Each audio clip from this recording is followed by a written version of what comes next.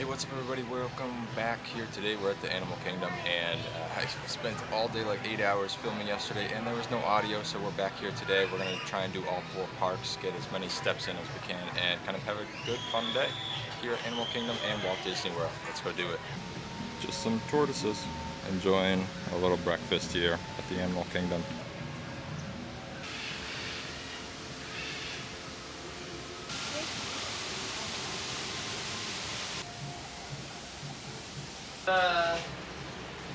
There one. Yes, please, just right there for the whole. So here at Animal Kingdom, I always recommend doing the animals first in the morning, right in the morning, because it's coolest of the day and they're out and usually you can actually get good pictures of them. When it gets hotter, they're usually hiding in bushes or you can't really see them. So try and get out to the Maharaja Jungle Trek and the Kilimanjaro Safaris early in the morning. If you're looking for a really chill spot to kind of just hang out, beat the crowds, and just kind of get in the shade and a little bit of fan wind speed on you know, right here is a perfect spot. It's not on the map, but there are 4 tables and a nice little overhead covering and a nice, pretty strong fan that keeps you cool, and you can get out of the sun and the heat of the Animal Kingdom days. So highly recommend taking this little path off the side. Really no one ever comes up here and you get to chill out and just be by yourself. So while I've got us here too, I think the plan for Animal Kingdom is maybe go do Dinosaur, go get some Dino Bites if it opens early enough before I gotta go hop to another park and probably go to Hollywood Studios, then do Epcot, then try and finish the day off at Magic Kingdom. So it's gonna be a long day, it's gonna be a lot of fun. We're gonna try and do at least 1 ride per every park, so come along for the ride and we'll kind of show you some little tidbits here and there as we kind of check out the parks. But now let's go make our way to Dino Land and kind of go see if we can get on Dinosaur without any wait and try and get our magnets too. Alright, we just stopped over here in Dino Land before we got onto Dinosaur to get, you guessed it, our annual pass holder magnet. It's actually pretty cool. It's Timon. I mean, that's pretty cool. That's a pretty cool magnet if you ask me. I like how they've really gotten away from doing the old style magnets that are just like the D and then a Mickey face or whatever. I think it's really cool that they're starting to integrate a lot of the characters into them. So, hey, I'll keep collecting. I'll keep collecting as long as they keep sending them out. Key tip here, if you ever buy a water bottle or a Coke in the park, make sure you keep it in your bag or whatever, empty, because you can fill them up around the park with just regular old water and you don't have to spend $5 for another water here at the park. So that's a really great way to save some money and a quick tip for you. So save it, don't throw it out. Somebody left their phone. Let's see if we can get it back to them. Don't know if you're gonna, oh, what the heck? Zoomed in really far there. Don't know if you're going to be able to hear me over the sound of the music in the background, but yeah, we're just going to hang out here. We're going to skip Dinosaur for the day, and we're going to kind of wait until Restaurateurs opens up, and we're going to get some Dino Bites. Dino Bites is a completely different restaurant. I still call this place Dino Bites. Hey, it's just how I do. I gotta be really quick about this because I'll get some copyright straight. It's really cool that the music here in the background is, you know, all the stuff from my childhood. So it's really cool listening to all the Smash Mouth and everything else that they play here in Dino Land USA. Alright, so we are done here at the Animal Kingdom and we are headed to Hollywood Studios next to kind of go continue our day and kind of try and hit all 4 parks in one day. Do as many steps as we can, trying to get ready for that marathon coming in the new year. And so let's go hit Hollywood Studios. And man, you all the way out here in the parking lot, you can hear one of the lions actually roaring right now. So that's, if you're on the safari right now, you're getting a pretty good treat right now to actually hear the lion roaring that loud. And just like that, we are teleported into Hollywood Studios here today, and we're gonna go see about Rise of the Resistance. It's showing 25 minutes, so we'll go ride that and keep on keeping for the rest of the day. So let's go hit Rise right now. But before we hit Rise, we're going to do a little water break here. Gotta stay hydrated. It's a hot day, so here we go. It's already 87, going to get up to 91, so stay hydrated. So we decided to bail out of Hollywood Studios, and we're going to go walk to Epcot right now. So it was a little, it really wasn't that busy inside Hollywood Studios, but just didn't feel it for the rides. I mean, Rise of the Resistance was at 25 minutes, and then once at 45 minutes, about 5 minutes later, so I didn't get there quick enough to really have time to hit that ride. Got steps on my mind, so we're gonna keep walking here. Look at that my duck friends are still here, so that's cool. All my little duck friends. Hey, how's it going? Wanna come for a walk? Huh? Wanna go for a walk? This one's interesting. Look at this guy. He's doing something with his beak. Oh well, let's keep moving. Florida life hack also, when living here in Florida, is the sun umbrella. It's so hot, and just having the sun umbrella to be able to keep yourself out of the sun. I mean, I look a little goofy with it. I mean, look at my resting face. That's me walking around the park most of the time, and I just look a little silly with the sun umbrella. But hey, I'm going to tell you, it's worth its weight in gold, and even more. If I lost the sun umbrella, I would be so sad. It is rough trying to walk out here in the Florida sun in the middle of summer. So anything that you can do, those neck fans, the sun umbrella, anything and everything you can do to just kind of keep cool, to be able to make it through a long Disney day. And if you're going from start to end, from 8 a.m. all the way till like 11 p.m., then you really need the help. So I highly recommend a sun umbrella if you come down here. They're like, what, 15 bucks on Amazon? Yeah, definitely worth it. Definitely. Let's keep walking on our way to Epcot. So normally you come from right there and then you walk along the river all the way up towards the boardwalk. But today I decided to take a different path up over the overpass, and then you actually come down this little ramp here, and this path leads you right to the Swan and Dolphin, and then you can eventually connect over to the boardwalk at the Swan and Dolphin. It's actually a really nice way to, because this side's actually more shaded. It's a little rougher of a path, so if you have an ECV or a wheelchair, I wouldn't recommend it. I would take the other side, the boardwalk side.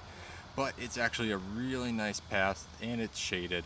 So it's what I recommend taking if you're trying to beat the heat on your walk over to Epcot or to the Swan and Dolphin. So while we're slowly making our way over to Epcot from Hollywood Studios, let me just talk to you about the changes coming to Hollywood Studios and kind of where we expect the Monsters Inc. land to actually end up there. So there's really two main possibilities. It's in the Launch Bay area, kind of where the kid dance party zone is, or it's in Muppet Land.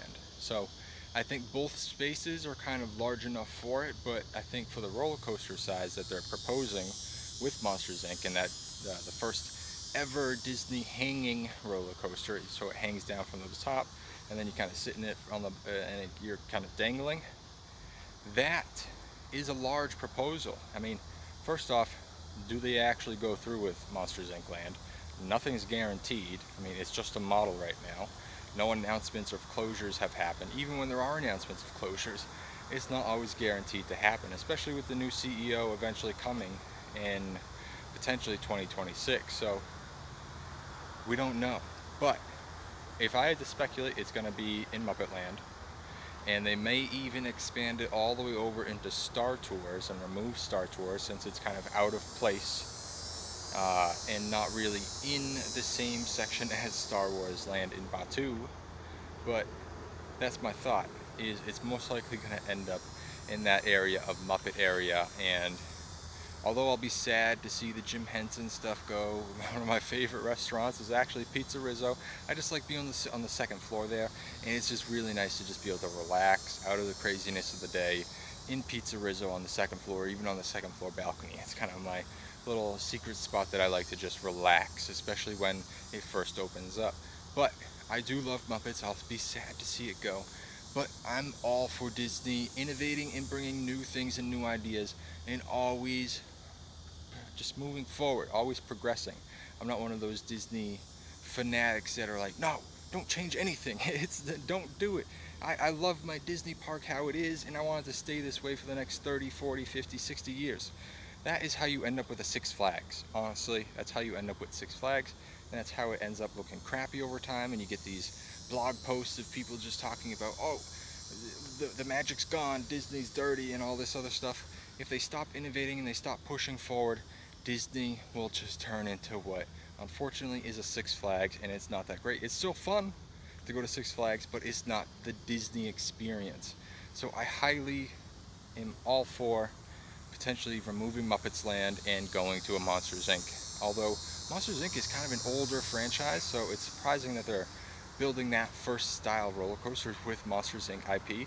But I think it'll be a really cool ride, I think, and I'm looking forward to it. I hope they go through with it, and so we'll have to see how it all plays out. I wouldn't expect the Monsters Inc. land to even open up until potentially 2027 maybe, so it's going to be a long time before we even get there, but the hype is real. And this is kind of what I'm talking about on this side of the river here and this walkway. It's nice and shaded versus you look over there and it's just all sun all the way. Oh, look, a boat coming through. But yeah, I highly recommend this side that goes up towards the Swan and Dolphin. You just stay in the shade for a lot longer and it's really, really nice. And you kind of pop out right here. It's a little wedding spot that they have for the Swan and Dolphin over by the Swan.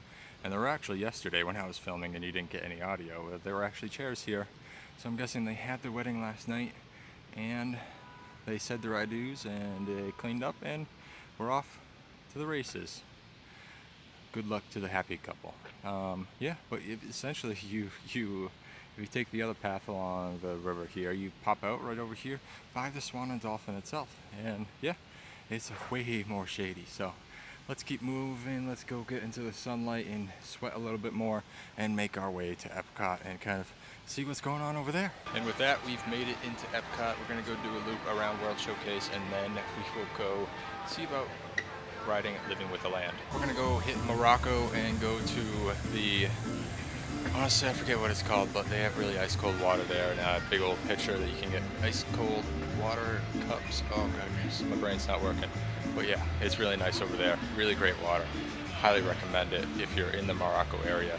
Go check out this restaurant. That's the one right there, Spice Road Table, and the water is in here. So the wait times here in Epcot are actually really, really low. It's 40 for Remy, 40 for Frozen, 5 for Caballeros, 15 for Soarin', so it's actually a really, really chill day here at Epcot. I think everyone's waiting for Food and Wine Festival to start up, and then it's gonna get crazy again.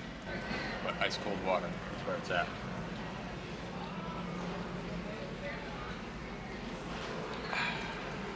So you know, this is a difficult choice. I've got a Guardians queue, got in the 1 p.m. for what, it's about 3 hours from now, so that's a question. I wanted to go to Magic Kingdom and go hit up that park and try to do all 4 in a day, but I got potentially have to wait around for 3 hours to do Guardians, which honestly Guardians is probably the best Disney ride at Walt Disney World right now, so it's a tough question. So we're gonna have to see how this all plays out. I'll take you along for the ride and kind of show you, do we stick around for Guardians or do we call it quits here at Epcot and go hit Living with the Land, take the buses, and then go hit Magic Kingdom. Living with the Land, such a great ride. It's such a slow moving ride, gets you out of the hot sun, and it's just an awesome, cool ride to see all the different types of plants that they grow in those greenhouses. But I love that ride. It's one of my favorites at Epcot. I love doing it every time we come here.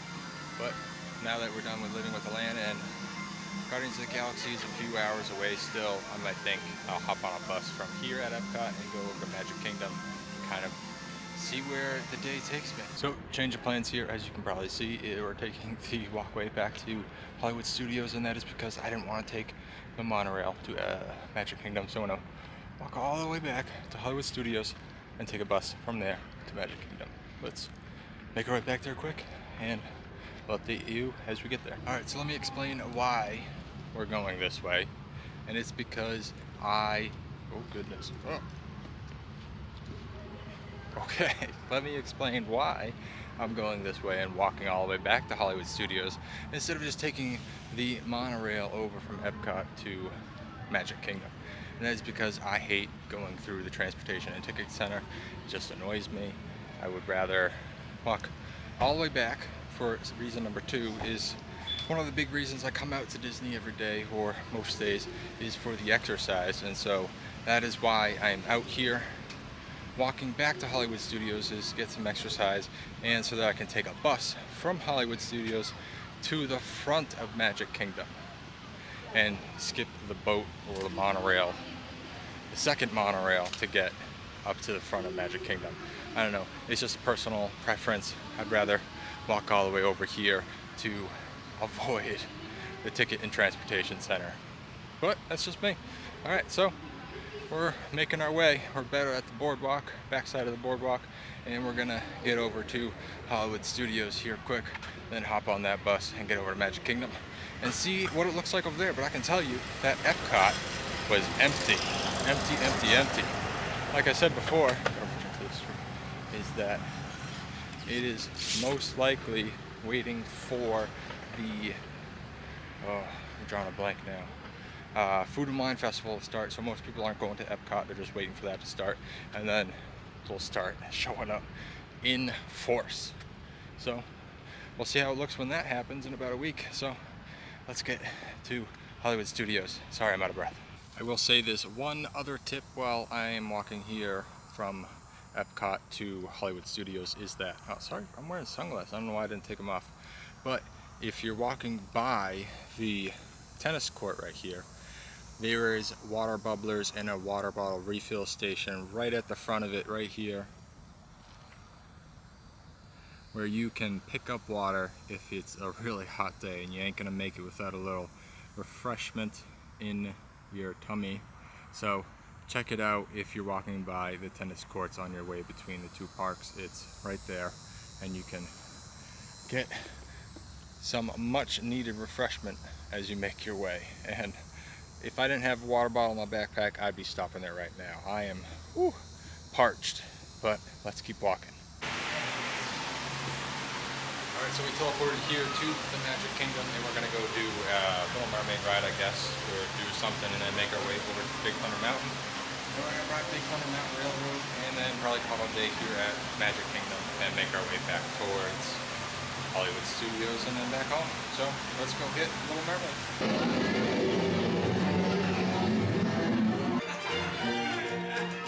Said something about being in love with.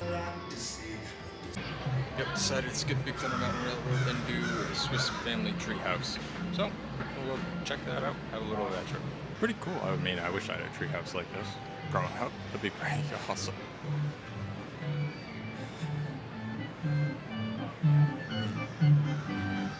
Can you just imagine living here? I don't know, pretty cool as a little kid. Great view of the castle from up here. Oh yeah. It'd be cool if you could watch the fireworks from up here. Yeah, this is probably where I would be sleeping, up way up here in the hammocks. But what a cool treehouse. I mean, I'm glad that Disney is not going to get rid of this anytime soon. I mean, it's usually empty. Not many people come up here, but yeah, it's actually a pretty cool little spot to just kind of take in, enjoy, get some steps, get some actual steps, you know, flights of stairs. Guess that's the King's Chair or something. I don't know. But cool place. That's it. Swiss Family Treehouse. Come check it out. Okay, so was leaving, and guess what? The express monorail was like 4 monorail train cars backed up. So I said, nope, not gonna do that. We're gonna walk to the Grand Floridian. I'm gonna try and walk to the Polynesian, then to the Ticket and Transportation Center, and it's raining, and then get to Epcot, then walk from Epcot all the way to Hollywood Studios, and then to my car and call it a day. Oh, look right here. You see them? Wildlife of Disney. Little bunnies.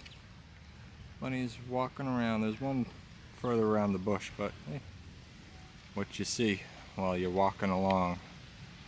But yeah, it's actually a very nice walkway from the Magic Kingdom to the Grand Floridian. It's very well lit, got a lot of lamp posts, and it's very well paved. It's actually was in construction about a year or two ago, the bridge over here, but it's actually very nice little walkway. So if you're ever trying to get a little exercise, don't feel like taking the monorail from the Grand Floridian over to the Magic Kingdom, you can just walk, and it's actually quite a lovely walk.